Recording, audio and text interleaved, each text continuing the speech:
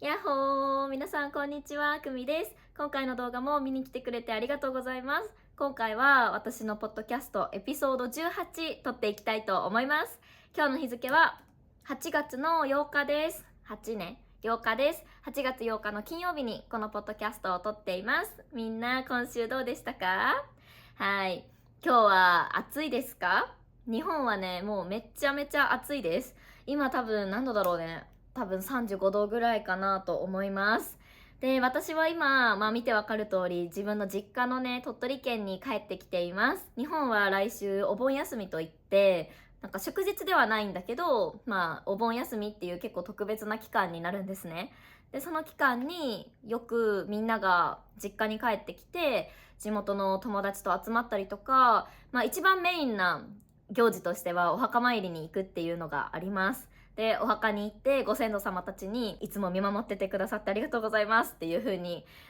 お墓参り、お墓に行ってお祈りをしたりね、お掃除したり、綺麗にしたり、お花を持ってったりとか、そういうのをしに行きます。それがお盆の期間の、メインで一番する大切なことなんですけど、やっぱりお盆のために、そのお墓参りのためにね、みんなが地元に帰ってきて家族と過ごしたりとかしてるので、私の友達もたくさん地元に帰ってきていて、私もね、地元の友達たちと会う予定があります。ごめんなさい。ワンちゃんが吠えてます。捕獲。はい。こちゃん、挨拶してみんなに。挨拶してみて、リコちゃん。リコです。ということで、私はちょっとお盆が始まる前からお盆が終わるあたりまで2週間ほど地元に帰ってきているんですけど、皆さんはどんな風に過ごしてましたか？はい、今日はみんなに報告したいことが一つあるんです。なんとこの度 TikTok のアカウントを作りました。イエーイはい。で、この TikTok のアカウントでは、日本語のことわざとか、日本語の早口言葉とか、なんかそういうちょっと面白い日本語のチャレンジみたいな動画を作っていけたらいいなと思っています。なので、YouTube フォローしてくださってる方、ぜひぜひ Instagram じゃなくて TikTok の方もチェックしてみてもらえると嬉しいです。TikTok のリンクをこの YouTube の動画の概要欄に貼っておくので、そちらからぜひご確認お願いします。で、早口言葉なんですけど、早口言葉ってすっごい日本語の発音をきれいにする効果があると思うんですよ。日本語の発音の練習とか滑舌の練習にすごく楽しく練習できる方法だと思っていて、その早口言葉を言う中で多分日本語特有のこういうイントネーションっていうのかな、アクセントとかなんか抑揚のつけ方とかどこで息継ぎしたらいいんだなとか、そういうのを勉強できると思うし、同じ言葉でも例えばさ、庭、ガーデンの庭と鳥が2羽いますっていう時に使う庭と2羽って同じ発音だけどちょっとイントネーションが違うんですよね。ガーデンの庭は庭だけど、鳥が2匹いますって言いたい時2羽になるんですね。2羽。そうだからこんな感じで同音異義語、同じ音だけど意味が違う言葉って日本語にはたくさんあるんですけど、そういうののそのアクセントの付け方の違いとかもね、勉強できたりすると思うし、やっぱり日本語を話すためには日本語の話すための口の動かし方を勉強しないといけないと思っていて、楽しくね日本語の滑舌を上達させることができると思うので、皆さんぜひやってみてください。日本ではそういう滑舌がいい方、例えばテレビのアナウンサーの人とかそういう方とかも結構滑舌の練習をするために早口言葉をよく普段からトレーニングとして使ってる人もいるんですね。だからそれぐらい効果がある練習だと思うので、みんなもぜひやってみてください。はい。で、フォローお願いします。他にも何か TikTok の方で見てみたいコンテンツとかがあったら、ぜひリクエストしてくれると嬉しいです。はい。で、TikTok が使えない国の方とかもいると思うので、そんな方のために TikTok で配信した動画を Instagram のリールの方でも投稿していこうかなって思ってます。なので、TikTok のアカウントもだけど、インスタのアカウントもね、TikTok がないよっていう方はフォローしてくれると嬉しいです。じゃあ早速本題に入っていきたいと思うんですけど、今日のテーマはですね、みんなからずっとリクエストをめちゃめちゃいただいてたんですけど、なかなか動画を撮ることができなかった恋愛についての動画を撮っていきたいと思います。イエーイはい、私はこういう恋愛についての話、日本では恋バナとかって言うんだけど、恋の話ね、恋バナをするの結構大好きです。女の子はやっぱり恋バナをするのって好きだと思うんですけど、特に私のフォロワーさん、男性の方も多いんですけど、男性の方から、日本人とちょっとこう恋愛する時にどうやったらいいのかなとか、なんか告白の文化について教えてほしいですとか、そういう声をいただいていたので、今日はちょっと私の完全に独断と偏見の話になるので、データ的に合ってるかどうかとかはわかんないんですけど、はい、私の考えをちょっとシェアできたらいいかなと思って動画を撮っていきたいと思います。みんなは恋バナが好きですか？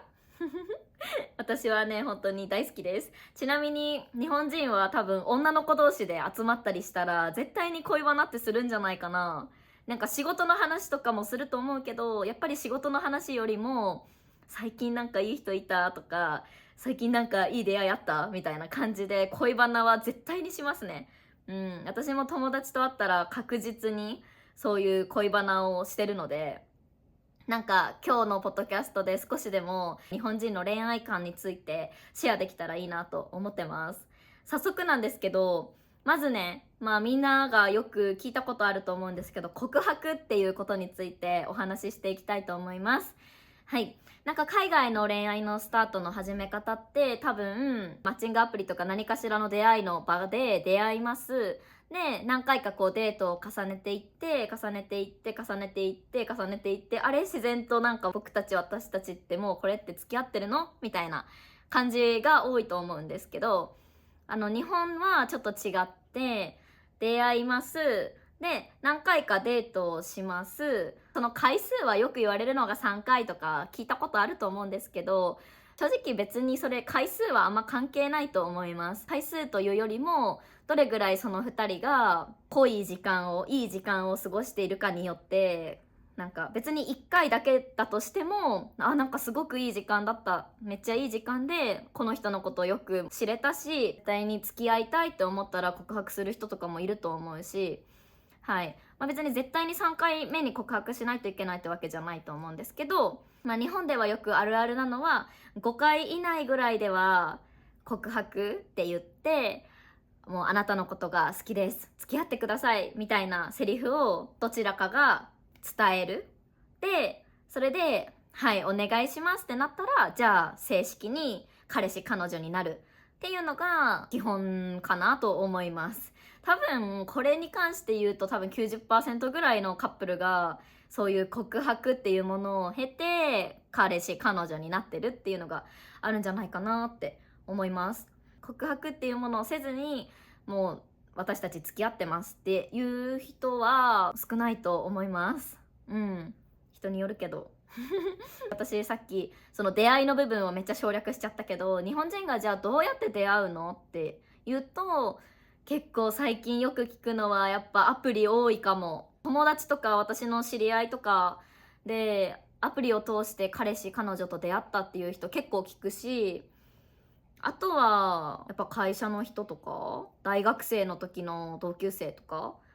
でそのまま付き合って結婚みたいな人も多いですね。でもやっぱりさ、社会人になって会社の職場でも出会いがなくて、でずっとさ家と会社の往復で毎日毎日で出会いがありませんってなったらやっぱアプリとか使うしか出会いの場がないと思うので、日本人は結構最近はアプリを使って出会うっていう人多いと思います。はい。でもアプリでもよく言われるのが、どこの国でも一緒だと思うんだけど、遊び感覚でアプリに登録して全然真剣な付き合いを求めてない人とかがいるかもしれないし、プロフィール詐欺みたいな、なんかさ写真と実際の実物の顔全然違うやんみたいなことがあって、プロフィール詐欺って呼ばれてたりとか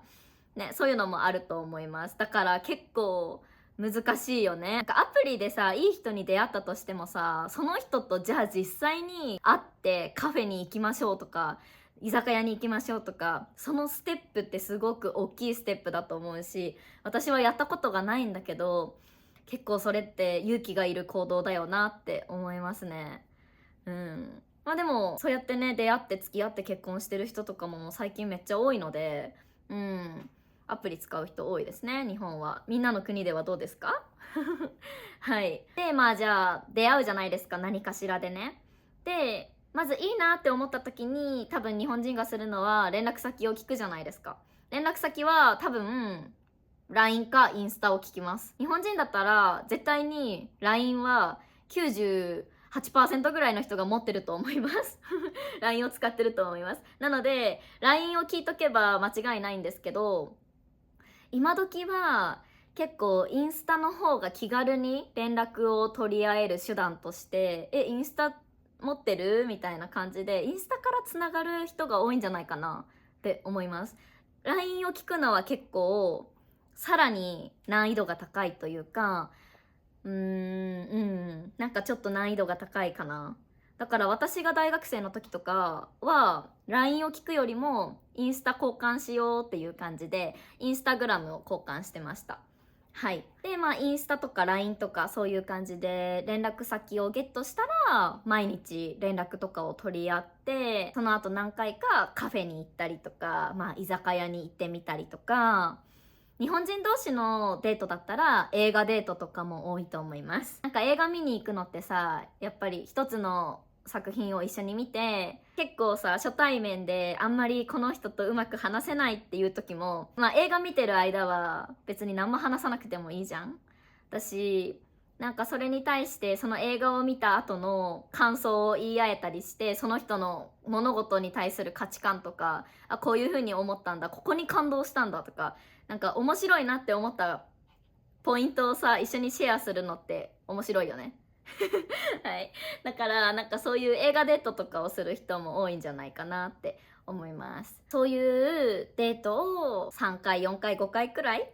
やっていく中でどんどん相手のことを知っていって、それですごくいいな、付き合いたいなって思ったら告白っていうのがあるんですよね。で、まあ大人の恋愛だとやっぱり男性側が告白をするっていうのが多いんじゃないかなと思います。高校生とか中学生の時は女の子も結構〇〇くん好きですみたいな感じで告白する女の子とかいたと思うんだけど、大人になってからはさすがに男性が告白してほしいっていう願望が女の子たちは多分あると思うので、私男性もなんか自分が告白しなきゃっていう暗黙の了解みたいなのがあるので、なのでまあ男性がね告白をしてくれるんじゃないかなって思います。で告白をした後に正式にカップルになりますっていう感じ。日本人の連絡の、手段としてはさっき言ったようにカップルになる前はインスタグラムかもしれないし LINE かもしれないけど、大抵カップルになったんだったら多分 LINE で連絡を取り合ってるカップルが多いと思います。連絡の頻度で言うとどうなんだろう。カップルにもよるし本当に人によるんだけど、おはようとおやすみと、あとはなんか仕事の休憩の時間とかにちょくちょくメッセージ送れる時に送るっていう感じだと思うので、多分1日に4、5ラリーぐらいだから、私が送って相手が返してきてっていうのが1だとしたら4、5回くらいじゃないかなって思います。どうだろう、私の感覚は少ないかな、多いかな。はい。なんか私韓国人の生徒さんがいるんですけど、韓国人の生徒さんから聞いた話によると、韓国ってさすごい連絡めっちゃ大切にする文化というかね、ちょっとでも連絡が遅かったらなんかすごい不安になっちゃうし、それが原因で喧嘩にもなっちゃうしみたいな。だからもう彼女から連絡が返ってきたらすぐに返信しないといけないみたいなのを聞いたことあるんだけど、日本ではなんか本当連絡返せる時に返すっていう感じなので、友達と例えば私が遊んでて彼氏から連絡が来たとしてもそれはすぐに返そうってはならないですね。友達と一緒にいるんだったら友達との時間を優先するし、パッて通知見て緊急じゃなさそうだったら全然そのすぐに返しはしないです。めっちゃそれが緊急そうだったら、ちょっとごめん、彼氏から緊急の LINE 来たから返すわって言って返すと思うけど、友達といるのにずーっと彼氏と LINE してるっていうのはないので、多分みんながそれはそういう認識だと思います。なので、なんかそんなにめっちゃ頻繁に彼氏と連絡取り合ってるっていうのは、社会人の恋愛としてはあんま聞かないですね。カップルによるけどね。連絡取り合うのが好きなカップルは本当に携帯が続ける環境なんだったらずっと連絡してると思うし、全然連絡しないっていうカップルもね、1日に1通2通だけで終わりますっていうカップルもいると思います。けど最低1日1回ぐらいはしてると思います。じゃあ日本人のカップルがどんなデートを普段してるのかなっていうのを考えてみると、一緒になんかショッピングモールとかに行って、実際に物買わないとしてもなんかウィンドウショッピングみたいな感じでショッピングモールに行って、カフェ行ってっていうデートとか、レストランに食べに行ったりとか、お家でご飯を一緒に作るとかね、なんかお家で餃子パーティーをするとか、一緒に餃子作って餃子パーティーみたいな感じでするとか、あとドライブデートとかかな。ドライブスルーでマックとかスタバとかを注文して、こう運転しながら、ドライブしながら、音楽とか聴きながら、ちょっとお出かけしてみて、その間にいろんなことを話してみたりとか、そういうドライブデートしたり、海に行きますとか、公園に行きますとかね、そんな感じでちょっと遠出してみたりとか、そういうデートが多いんじゃないかな。これはでもどこの国でも基本一緒ですよね。そうだ。あとは呼び方についてなんですけど、多分海外の方ってその恋人、彼氏とか彼女を呼ぶ時って名前で呼ぶんじゃなくてさ、なんかベイビーって呼んだりとかするじゃん。なんか愛にあふれた呼び方で呼ぶと思うんですけど、日本人のカップルはそんな呼び方はしません。で、普通に名前で〇〇くん、〇〇ちゃんって呼んだりとか、呼び捨てで言ったりとかが多いと思います。で、ニックネームで呼ぶっていうのだとしても、そのニックネームは多分名前をもじったニックネームになると思います。例えば、じゃあ炭治郎っていう男の子だったとしたら、私の彼氏が、なんか炭治郎か。炭治郎ってちょっと難しいな。善逸にしよう。善逸っていう名前の彼氏だとしたら、善くんって呼んだりとか、善ちゃんって呼んだりとか、そんな感じで、その名前をちょっともじったニックネームで呼ぶっていうのはあると思うんですけど、全く違う、ほんとベイビーとかそういうので呼ぶっていうのは絶対にないですね。はい。そんな呼び方で呼んでたらちょっとびっくりしちゃうかも、日本人同士が。はい。面白いよね。そのなんか呼び方の文化の違いめっちゃ面白くて、みんなの国の事情をめっちゃ知りたいです。みんなの国ではその自分のパートナーを呼ぶときはどんな呼び方するの？名前で呼びますか？それともベイビーとか呼ぶの？めっちゃ興味があるので教えてほしいです。じゃあデートに行きますってなった時に、そのデートにかかる費用をどうやって分担するかについてなんですけど、これも本当にカップルによるけどさ、やっぱり収入が多い方が払ってあげたりとか、収入が多い方がちょっと8割負担して残りを2割負担するっていうパターンだったりとか、